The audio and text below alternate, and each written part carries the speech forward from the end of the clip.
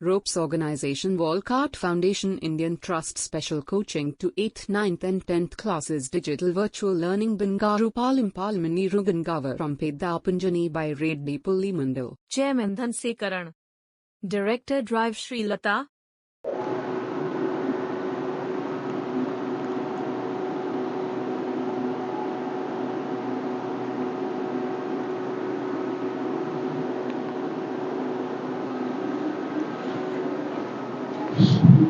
Hi, hello, welcome to Ropes Organization. This is Durga Prasad Reddy teaching in biology.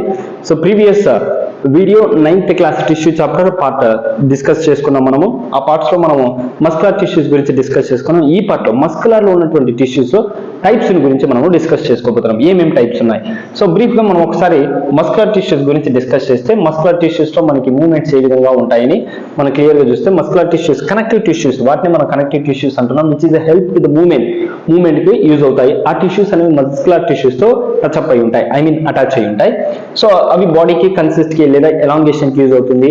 So ఇందులో ఏంటంటే muscular fibres అనేవి ఉంటాయి. వీటిలో ఏంటంటే ప్రోటీన్స్ అనేవి ఉంటాయి. సో ప్రోటీన్స్ వల్ల బెనిఫిట్ ఏంటి అంటే so which is the protein gives the help to the doing the muscles movements. So అంటే కండరాల యొక్క పనితీరుకు కావాల్సినటువంటి శక్తి ఎక్కడి నుంచి వస్తుందంటే మనకి ప్రోటీన్స్ నుంచి వస్తుంది.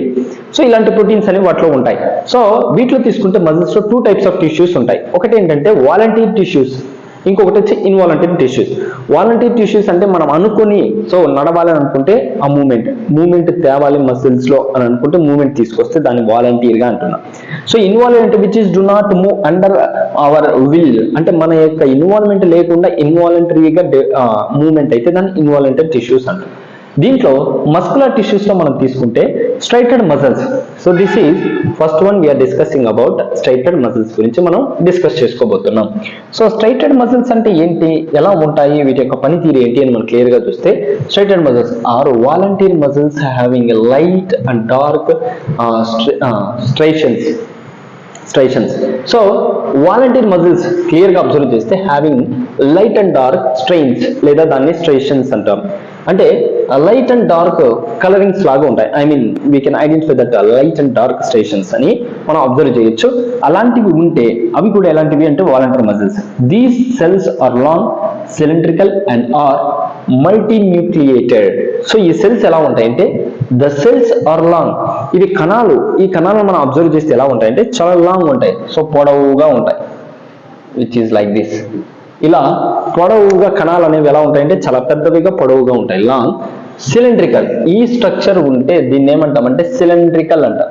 ఈ స్ట్రక్చర్ ఏమంటాం cylindrical. And are multi nucleated. So వీటిలో మనం క్లియర్ గా అబ్జర్వ్ చేస్తే న్యూక్లియస్ అనేది ఎలా ఉంటుంది అంటే multi nucleated. So multi nucleated లాగా కనిపిస్తుంది. Next there are also called skeleton muscles. ఇలాంటి వాటిని ఏమనిపిస్తాం అంటే స్కెల్టన్ మజిల్స్ అంటాము. So because they are attached to the bones. మరి ఇవి ఎలా ఉంటాయి అంటే which is attached to the bones కి అటాచ్ అయి ఉంటాయి. So they help in to voluntary movement. So ఈ స్ట్రైటెడ్ మజిల్స్ ఏవైతే ఉన్నాయో మన యొక్క బోన్ కి అటాచ్ అయి ఉంటాయి. అనిమల్స్ కావచ్చు, హ్యూమన్ బీయింగ్స్ కావచ్చు. ఆ మజిల్స్ అన్ని కూడా ఎలా అటాచ్ అయి ఉంటాయి అంటే బోన్స్ కి అటాచ్ అయి ఉంటాయి. They help in to voluntary movements.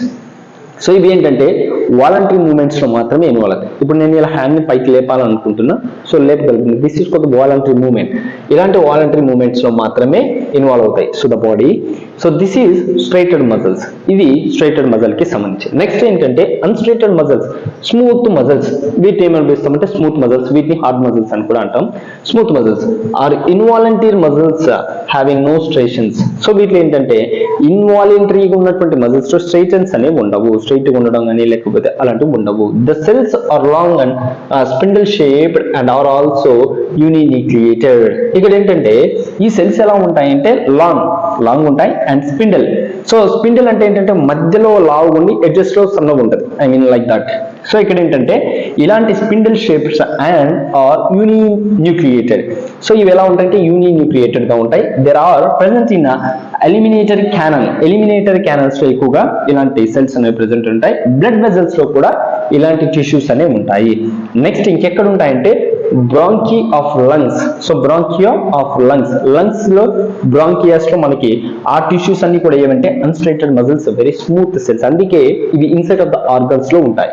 Next iris of eyes, iris of eyes, మన ఐరిస్ లో కూడా ఏంటంటే ఈ అన్స్ట్రైటెడ్ మజిల్స్ అనేవి ఉంటాయి. They help in involuntary movement.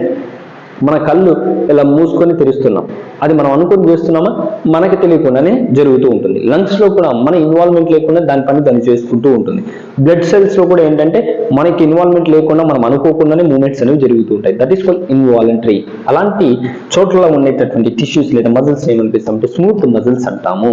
అలాంటి వాటిని ఏమంటున్నాం ఇక్కడ, స్మూత్ మజిల్స్ అంటున్నాం.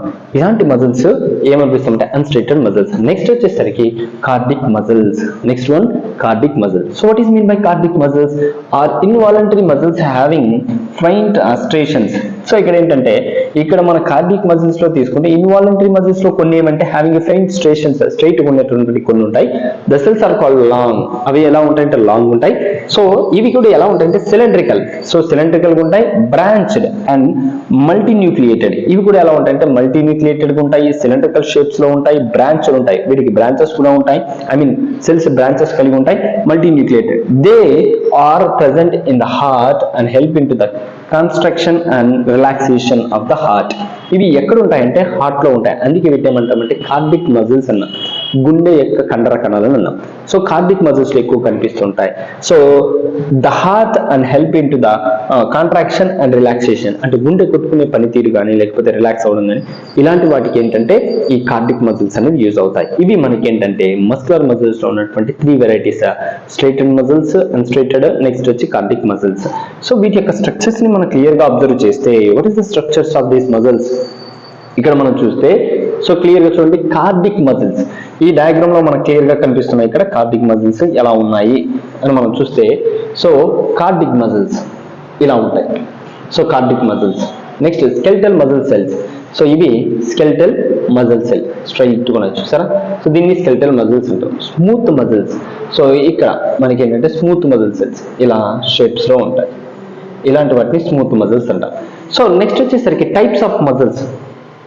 ఇవి మనకి ఏంటంటే బేసిక్ గా సో మజిల్స్ యొక్క స్ట్రక్చర్ ని మనం క్లియర్ గా అబ్జర్వ్ చేస్తే ఏ మజిల్స్ ఎలా ఉంటాయి. టైప్స్ ఆఫ్ మజిల్స్ లో మనం క్లియర్ గా చూస్తే, సో టైప్స్ ఆఫ్ మజిల్స్ లో మనం 3 టైప్స్ డిస్కస్ చేసుకున్నాం. ఇందాక మనం చెప్పుకున్నట్లు 3 టైప్స్ ఉన్నాయి కదా మజిల్ టైప్స్ లో. సో ఈ టైప్స్ ఆఫ్ మజిల్స్ లో మనం క్లియర్ గా అబ్జర్వ్ చేస్తే ఫస్ట్ వన్ వచ్చేసి smooth muscles. So smooth muscles like this ఇలాంటివి ఉంటాయి, స్ట్రైట్ అండ్ ఇలాంటి వాటిని స్మూత్ మజిల్స్ అంటున్నాం. సో ఈ విధంగా మనకి ఏంటంటే స్ట్రక్చర్ లో క్లియర్ గా ఇలా కనిపిస్తున్నాయి కదా, వీటిని స్మూత్ మజిల్స్ అంటాం. సో ఇక్కడ చూడండి స్కెలిటల్ మజిల్స్ స్ట్రైట్ గా ఉన్నాయి, స్ట్రైట్. సో వీటిని ఏమంటామంటే స్కెలిటల్ మజిల్స్ లైక్ దిస్. ఇక్కడ ఉన్నటువంటి ఈ కండరాలన్నీ కూడా ఏంటంటే లెగ్స్ లో, హ్యాండ్స్ లో ఉన్నటువంటి ఇవన్నీ కూడా ఏంటంటే స్ట్రైట్ గా ఉన్నటువంటి మజిల్స్, అందుకే వాటిని ఏమంటాం స్కెలిటల్ మజిల్స్, బోన్ కి అటాచ్ అయ్యి ఉంటాయి.